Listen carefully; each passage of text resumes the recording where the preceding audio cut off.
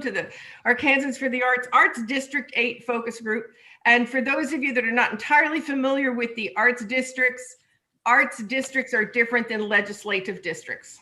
So there's that. Thanks for completing the survey. And this is a focus group that's a follow-up from the survey. Over the course of this year, the survey research, the focus group input, and additional data will be compiled, and it's going to be presented to the legislators during their boot camps. On this call, we have Erin Holliday, who is our executive director.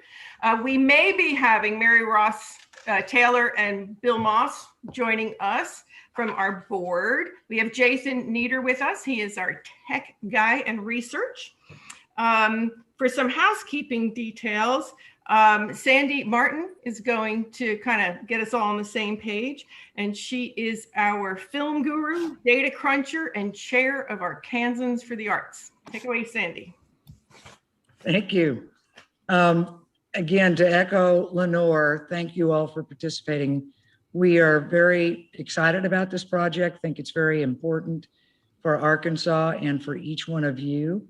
And just a couple of housekeeping things. In the email invitation, Jason mentioned that this was being recorded. And what we want to do is have your permission to be able to potentially edit your comments and your input so that we can put them together in a highlight reel to show the legislators and kind of exploit everything that's going on throughout the state. So if that is okay with you, terrific. If anyone has an issue with it, please put that in the chat channel that you prefer not to have your video or audio used, and we will honor that. Other than that, if you could remember to keep yourselves muted when you're not speaking so that we can get clear audio and no interruptions, we'd appreciate that. And again, we look forward to a healthy conversation and your input. You are what is going to make this whole project work. Thank you. So as you're aware, but I'll go over it for the sake of our recording here, we really wanted to know both what we asked on the survey and now within the focus group, what are within your field, what are your goals, your visions, dreaming big for the future? It can be within art, it can be within technology, it can be art and technology, and how do you get there? So Dr. Richard Bailey, your last name is at the top of the list. Take it away. Okay, well, I will say this is a field that I've dipped my toe into a little bit.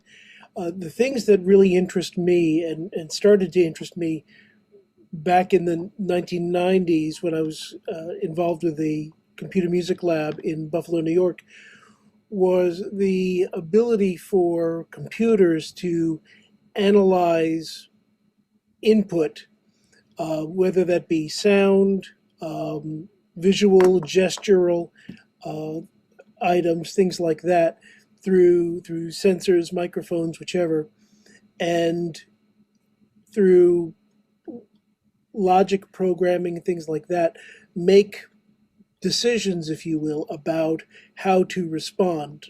Previous musicians, when they worked with electronic instruments, either somebody was playing an instrument like a synthesizer, or they were often playing to a tape, which made for a very static and sometimes very uninspiring performance, because it was predetermined by the limitations of just a musician playing along with a soundtrack. So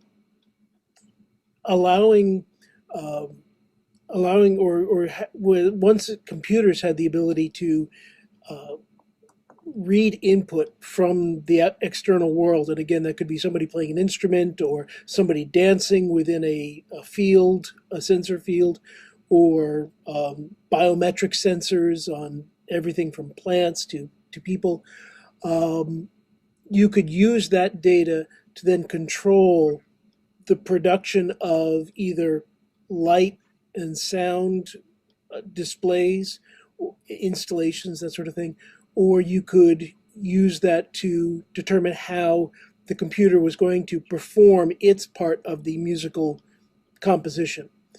And so, again, to me, as a composer and also as a musician, that's a much more interesting proposition than somebody pressing play and you essentially following along with a pre-recorded performance by synthesizers or computer, that sort of thing.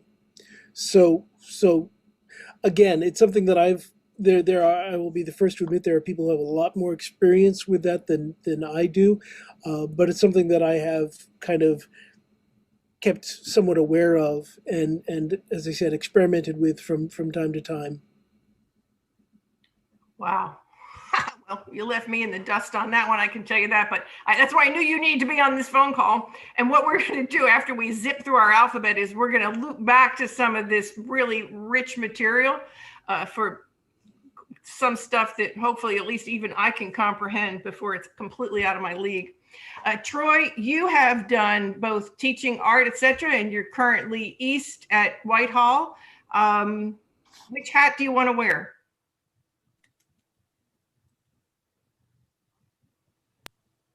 I can wear both hats, I guess. As an art educator and East facilitator, I feel like those two things are very similar because they are project-based learning and they use the design process.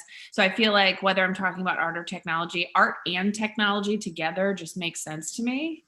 I guess my focus would be, how do we get, and I'm in the Delta region, how do we get the technology into the hands of the children in this area is my question. I know that I'm fortunate because East is implemented into my classroom and I have all of those tools available. And, we do our best to work with our community partners on projects. But as far as students that are not in an East program or, as my experience as an art teacher, as a public school art teacher, there's not a lot of technology available to us. Somebody may give us a Chromebook cart or an iPad, but as far as giving Adobe Suite and teaching creative entrepreneurship as a career path, I think is a place where I'd like to explore and see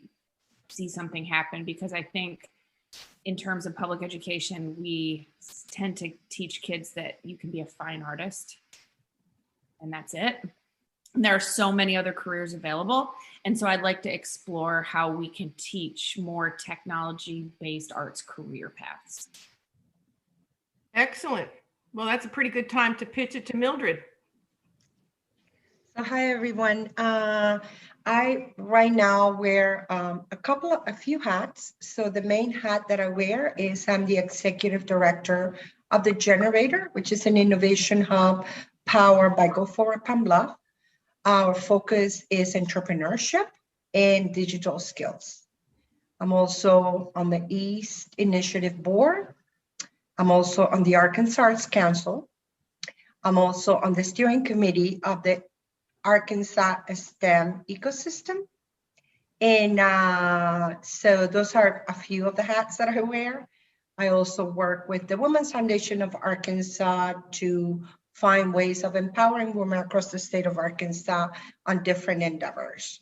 So I can speak to perhaps the things that we're trying to put in place here at the Generator to begin with.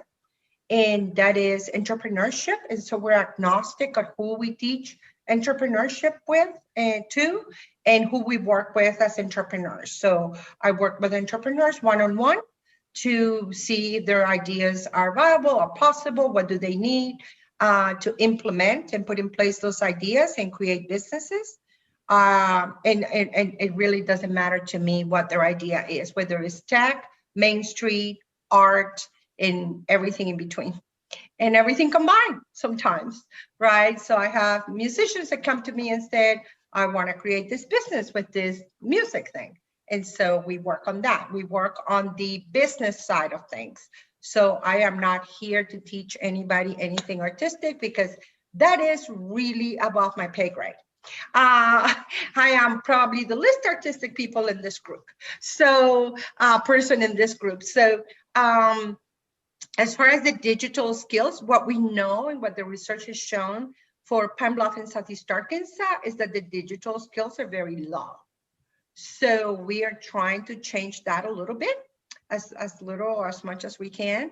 And so we have an East Initiative space now at the generator that will be fully launching in the fall, that will pre-launch in the summer with the summer program called Building Digital Skills Forward. And again, the projects will be, the learning will be project-based, like Troy mentioned, and it will be based on the skill set that the learners that come to the camp have. So there will be a very heavy duty assessment done at the very beginning of the camp to see where the learners are and what their interest is, what projects do they want to take, during the summer, they want to create during the summer. So it could be virtual reality, we'll be creating an app, it could be learning an application. We're just going to see who comes to the camp and where they are. Obviously East is education accelerator through service and technology. So we are technology based. We also have a mini maker space at the generator.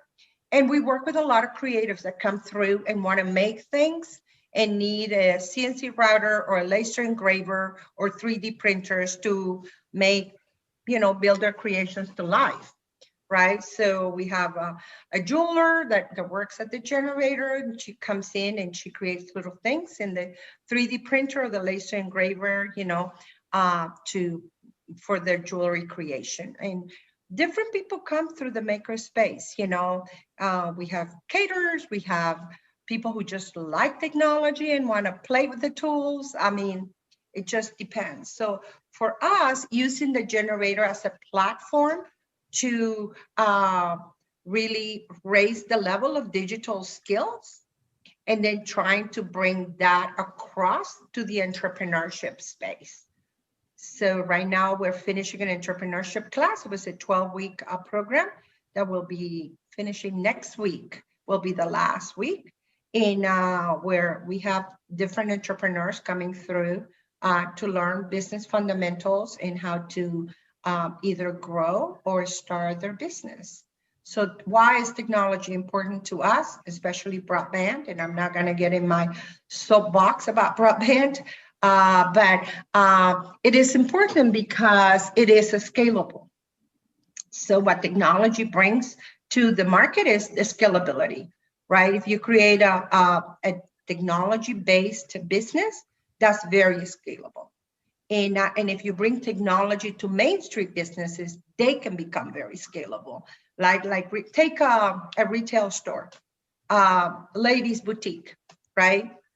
You would not have thought that could be scalable, but what about if what they sell in the boutique, now they can sell online? So now they have access to a whole different market, right? So anything that you bring technology in, what you're bringing with technology is a scalability. But you can't do that in rural America if you don't have broadband. And that's all I would say about that. That's excellent. Dr. Rachel Miller, you are next. I just want to say I can't figure out how to get the doctor off there. So, well, as Lenore introduced me, I think everybody here knows me. I'm Rachel Miller. I'm the executive director for the Arts and Science Center. Came in right after Lenore, stepped down as the executive director. As for ASC, our focus has been for many, many years, science, technology, engineering, arts, and mathematics. We focus on STEAM in all of our programming, from visual arts to theater.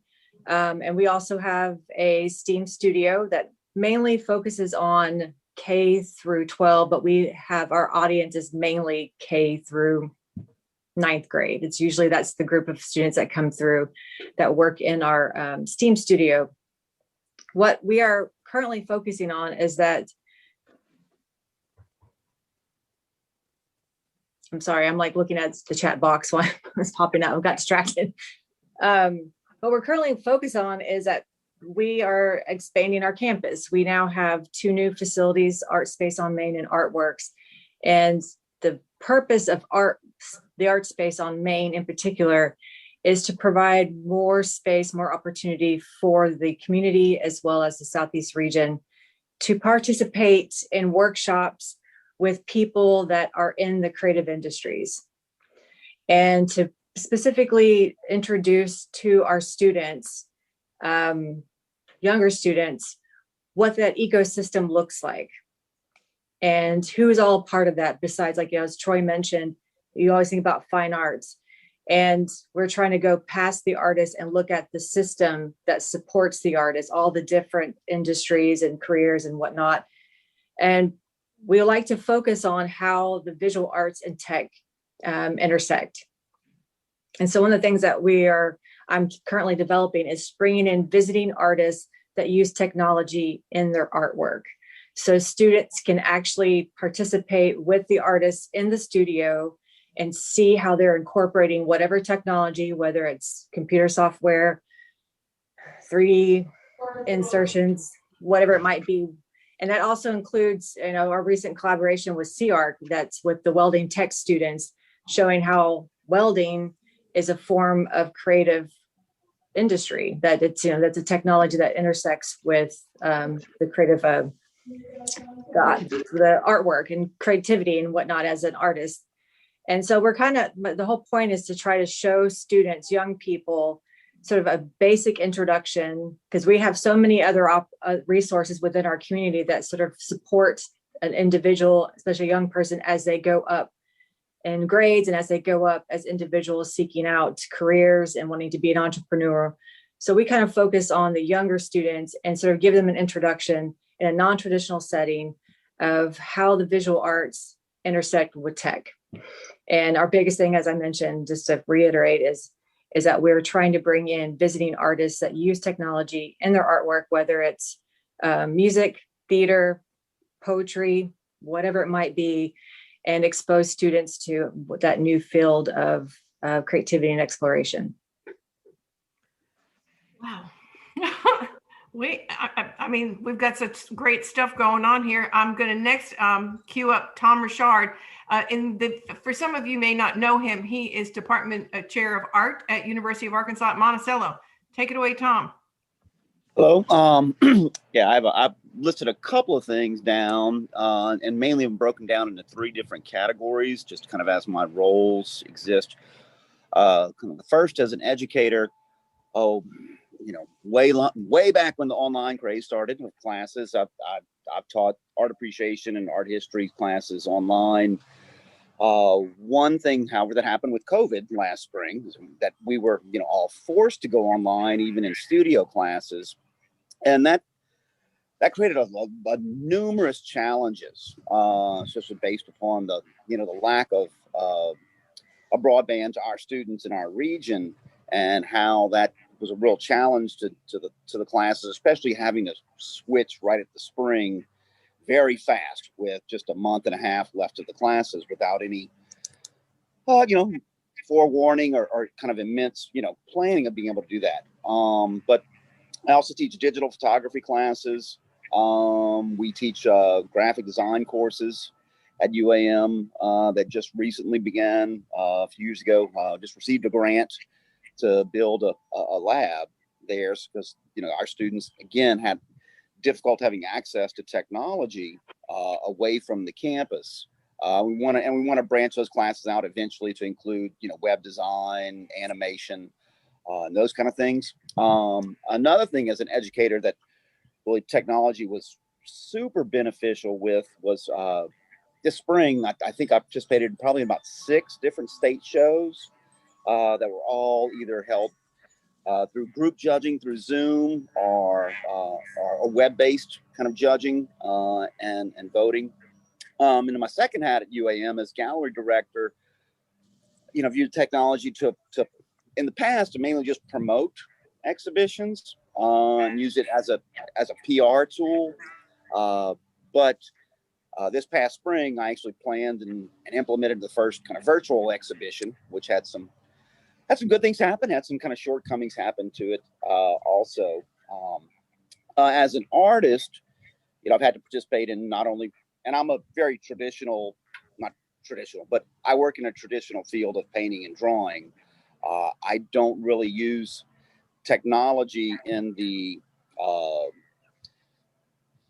showcasing of my work. I use technology in the creation of my work, and researching digital images to use, sometimes projecting those up.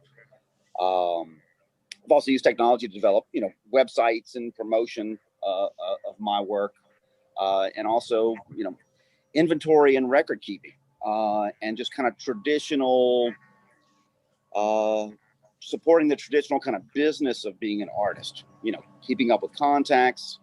No longer having to search through magazines and magazines and magazines to find, venues for possible future exhibitions, having that all being easily and accessible research that's done very quickly. So I find that with technology, it's really leveled out a lot of the playing field.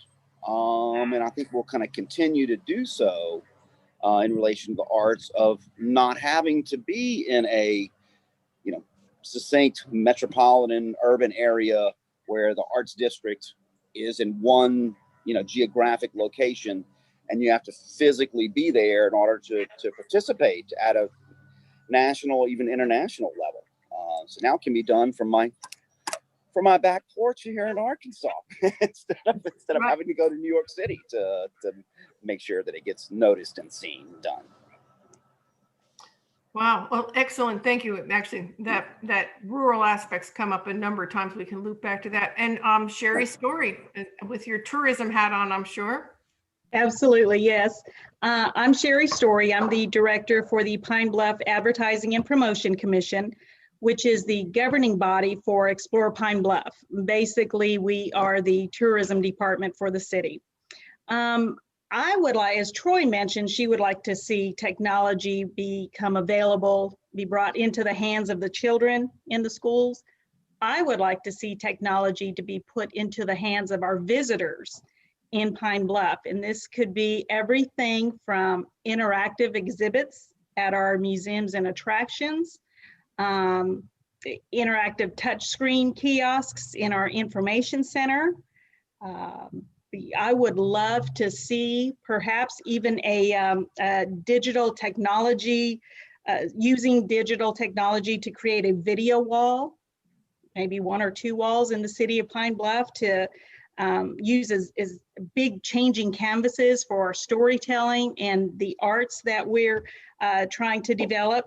But, there's so many things that I think we can do in Pine Bluff as we're building out our cultural assets here in Pine Bluff, that we can bring technology in to enhance the visitor experience. And, again, everything from, I think we could go beyond the QR codes where you put your phone up to a QR code and it brings you to a website or whatever the case may be. What that is, I don't know, because, we're lucky I was able to join everybody on the Zoom call. So, how we get there, I don't know, but I know I would love to see Pine Bluff have more opportunity to merge art and technology to enhance our visitor experience here. Well, first of all, thank everyone for those great summaries of what you do and what your dreams for the future would be. There's one theme I'm hearing here that I'm going to be really curious to hear if it's the same thing as we move around the state. One of the things I'm specifically hearing for people that interact with young people, the students, et cetera, is that they don't even have technology, the simplest of technology or access to technology in their hands or at home, correct? Yep. I see a lot of nodding heads there. So Lenore, if I could add to that. So because of the lack of technology, actually devices on people's hands, which became so very apparent during the pandemic, not that we didn't know it before, but the pandemic really made us realize the immense lack of technology on people's hands, as well as the broadband. We recently, and we're about to launch next week, the Digital Navigator program here in Pine Bluff. So I've been trained as a digital navigator. This is a program of the National Digital Inclusion Alliance, and we're part of a cohort in the southern region. And so that will allow us to offer training on digital skills, from basic computer skills to more advanced computer skills, through a platform that's made available to us through Rural List, as well as we have a little bit of money that we can then also provide devices to the people who really need them, and maybe a subsidy to their broadband bill. So that's something that's coming down the pike. We just finished the training recently, and I'm putting together the marketing materials and stuff, so make the community available of the opportunity. We're also in conversations with another very large partner who wants to bring more technology to Pine Bluff, and we should be able to announce that pretty soon. We've had a partnership with Google, and we've used that effectively, especially for small businesses. But we can certainly, Google has, again, another opportunity that we hope to bring to Pine Bluff pretty soon. And so when I say we're focused on digital skills, we're focused on digital skills not only for entrepreneurs or the 6 to 12 graders that we serve, because that's really our focus, but also the community at large. So it could be the parents of the students that are coming here that don't understand the technology, don't have the digital skills to support their learners at home. So that's also another piece that's missing. And I know that not everybody can focus on everything. So the opportunity to become a digital navigator came to us, and we decided to take it on. So I think we have to be very mindful, especially in the Delta, that the need is great, and that it's going to take all of us working together to be able to bridge the very severe gaps that we have. Because the other thing that we know is that the K through 12 system is also failing our students in a big way. And that's across the region. That's not a Pine Bluff issue necessarily. I hear a lot about, Pine Bluff. I said, yeah, that is true, but it's also across the region. So again, how do we as nonprofits with limited resources and limited capacity, limited bandwidth, whatever you want to call it, really bridge, that gap? And I think collaboration and partnerships are probably the best way to go about that. Well, and I think that what is so interesting about this particular initiative, and Aaron and Sandy, I'm going to literally make a bookmark here of the fact that as we go around the state, I'm going to be really curious to hear.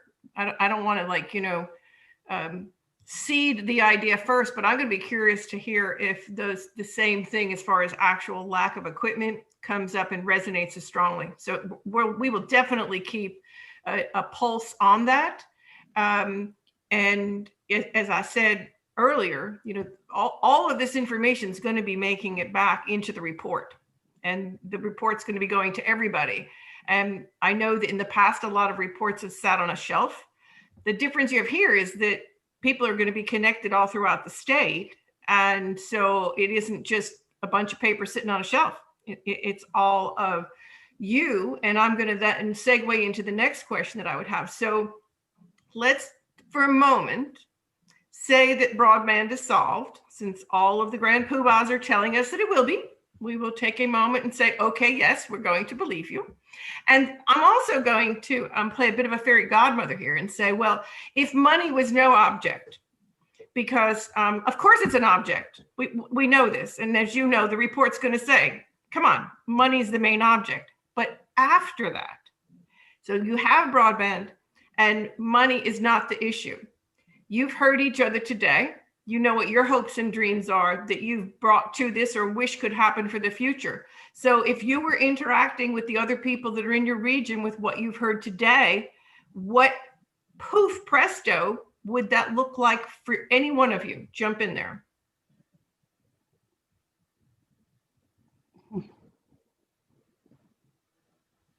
A lot of pressure, Lenore.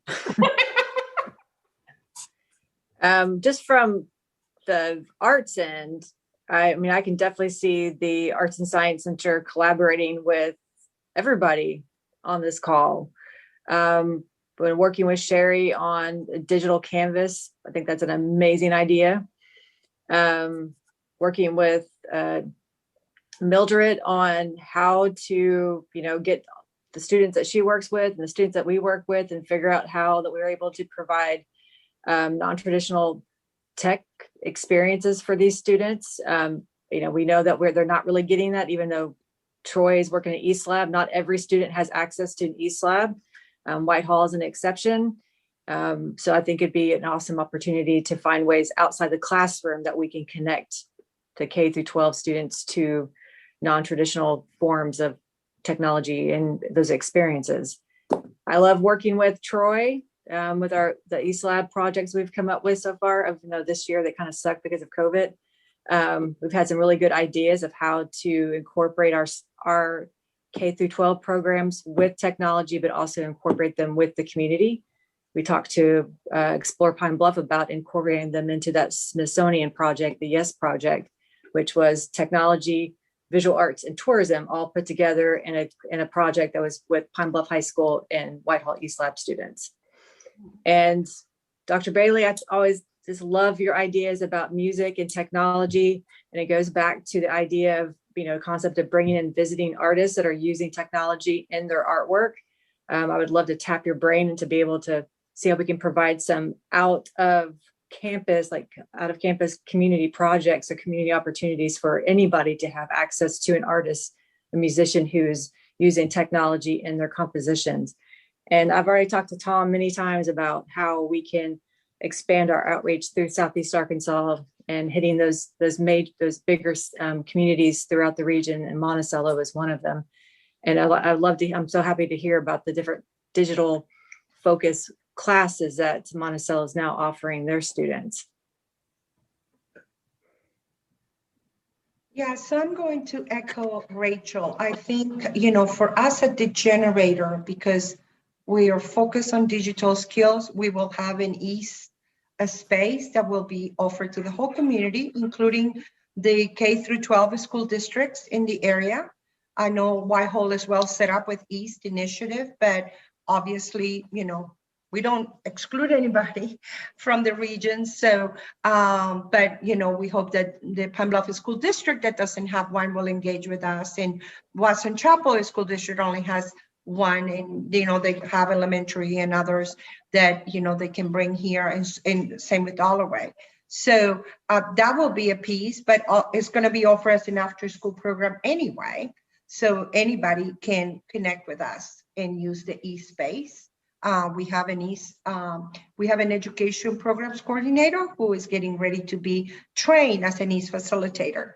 So he will be, able to help anyone that comes through the space and use the EAST space here at the generator, which is open to the community. So we're not, within the restraints and the constraints of the K through 12 educational system. And so we're allowed to be a little bit more creative, if you will, with what we do and the offering that we have. And we're very intentional about meeting learners where they are and offering things that are interest to them and offering things that they can really engage with. Love the idea of, collaborating with anyone on the call. As I said, the generator is open to the whole community. So anybody is welcome. And I know Rachel will be coming and we'll be able to give her a personal tour this Friday. And we're excited about that and exploring opportunities for collaboration and partnerships for the students that we serve and the students that she serves, and see how that would work. I'm really excited about the art space. And I know Sheri and Betty have invited me to come over several times to see their new office. Unfortunately, by the time I leave the generator, everything is closed. So one of these days, I'm going to be more intentional about visiting all the new spaces that seem so beautiful from the outside. But I think if I had a little magic wand, it would be that the community at large, not only the K through 12 or the college students, but the community at large was able to engage more effectively with the digital world that we all live in. And it's been very sad for me to see when I've worked through the pandemic with so many small businesses and other community members, how they're not really able to fully take advantage of all the opportunities that technology brings to them. Just to give you an example, I work with a lot of small businesses, and one of them, we're working on a grant to help them kind of survive COVID. And she got an email with some requirements, some new documents that the grantor was requesting. And I said, why don't you just forward me the email to see, how we can get all the documents together. And she said, what do you mean forward you the email? So that just to give you a little sample of where we are. Okay, and she's not unique.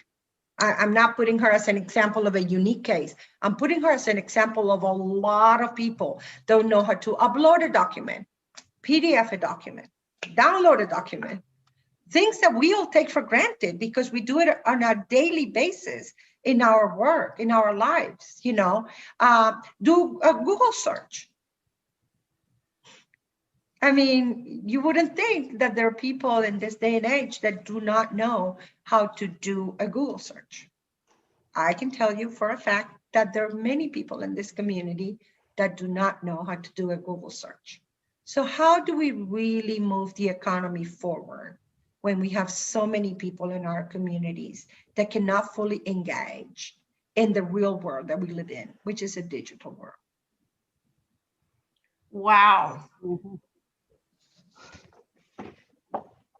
Sheri, were you going to say something? No, that's surprising. I guess we do take a lot of that for granted. I mean, I joked about being able to join everybody on the Zoom call. Well, I know how to do that, but you just don't realize how many people don't have the benefit of technology in their everyday lives. And so I know in our area that is certainly an issue. If money weren't an issue and if we could get our commission to back the plan that we're presenting as far as trying to develop our cultural and heritage tourism, we would go ahead and just start doing that, installing creative placemaking,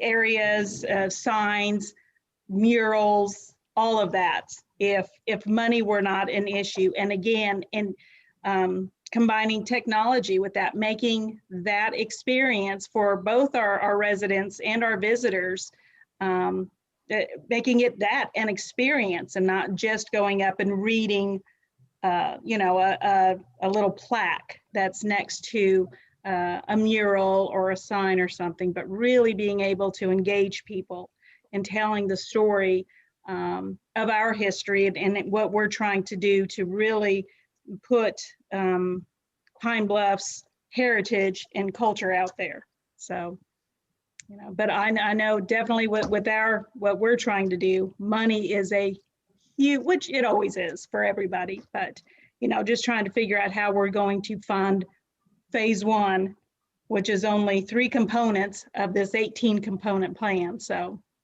that's always an issue. So, does anybody else want to weigh in on what that would look like if it was actually able to wave a wand and make it happen? And what I want to do is I want to, But yes. Lenore, I do want to go on the record to say, I know you said we're not going to discuss broadband, and I totally get that. I've been in so many focus groups about broadband. I'm kind of sick of it myself. And but I'm about to put out an RFI for a broadband plan that we are developing for the city of Pine Bluff. So I'm deeply knee-deep involved in broadband right now. So if money was not an issue, right? If we had all the money that we need in Pine Bluff, for example, my dream would be to have fiber to the premise in the whole of Pine Bluff. There's the cost of about $22 million. But I've seen firsthand what it can do in a rural community to have fiber to the premise. So Wilson, North Carolina is a typical example. Springfield, Vermont is another typical example, where communities came together and they had a declining population. Their industry base was decimated. In Wilson, it was tobacco. In Springfield, it was manufacturing. And they came together and they made a conscious effort to become tech-enabled. And they knew they couldn't do that without broadband. In Wilson, North Carolina, they installed fiber to the premise, 1 gigabit. In Springfield, Vermont, they installed fiber to the premise, 10 gigabit network in the whole city. And they are now reaping the rewards of that.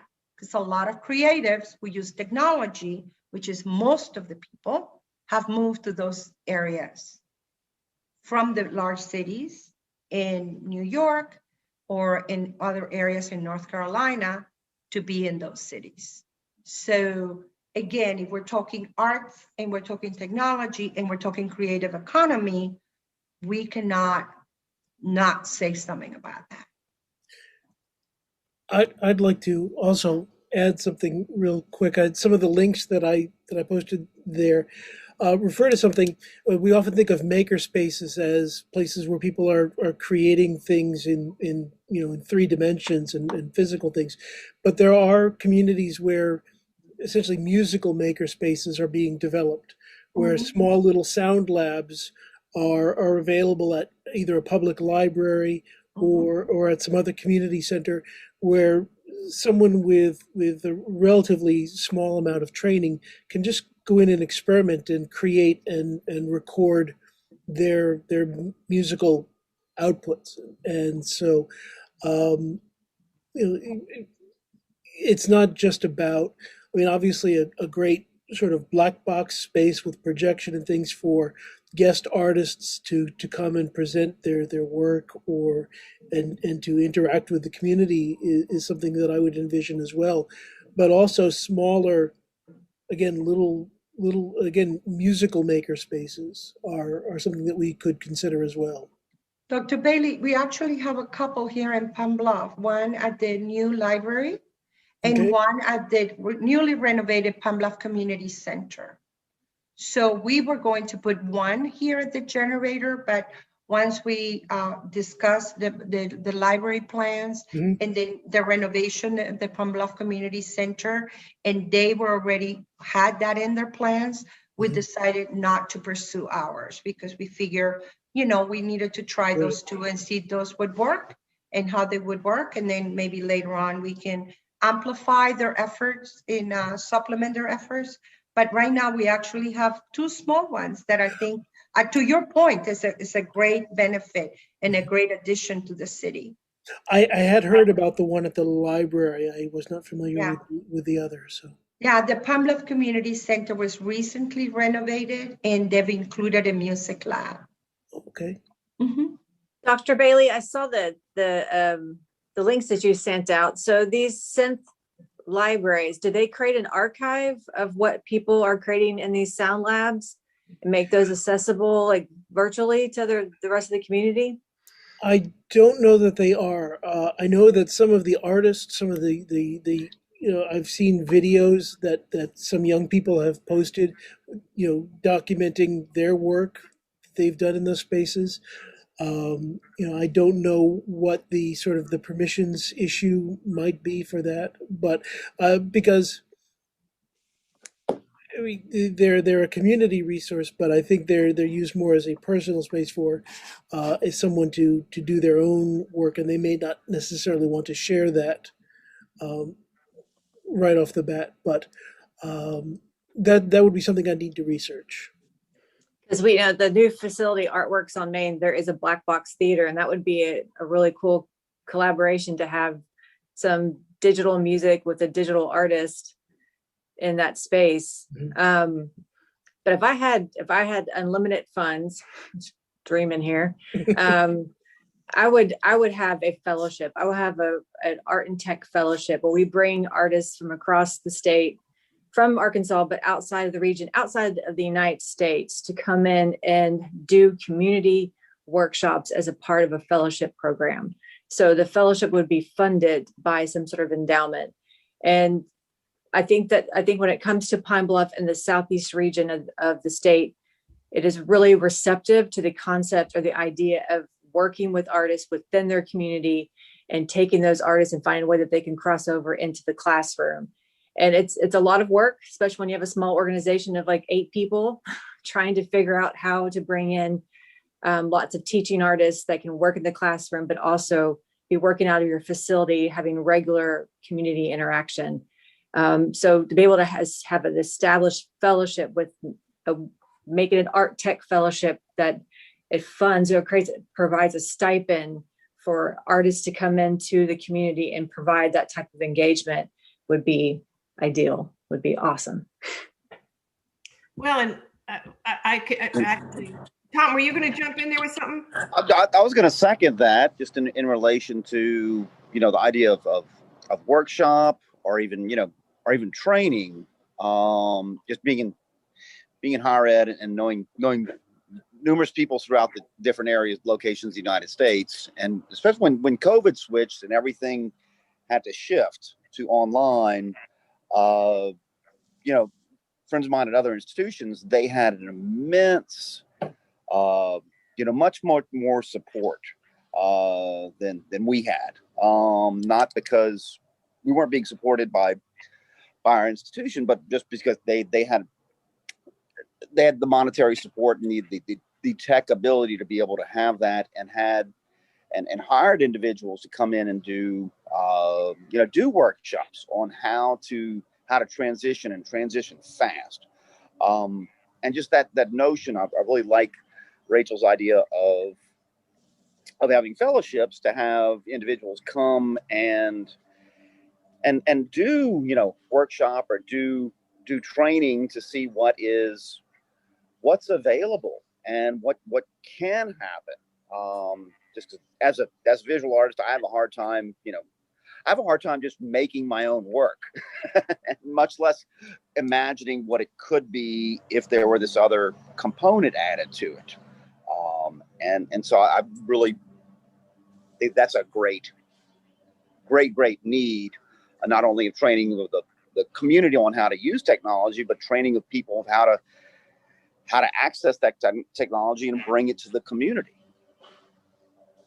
So I have to say, I'm pretty blown away by the conversation, and yet I'd say it would be fair to say that I thought I pretty well knew the playing field, and yet hearing each of you discuss today, the obstacles, the goals, and the dreams is incredibly illuminating. And of course, I'm viewing it through the lens of the fact that you've all agreed to be recorded, and I can just see Sandy going, that soundbite, that soundbite, that soundbite, because I can absolutely assure you that, for example, Senator Elliott is an absolute bulldog about the fact that this initiative is going to be statewide and represent everybody's voices.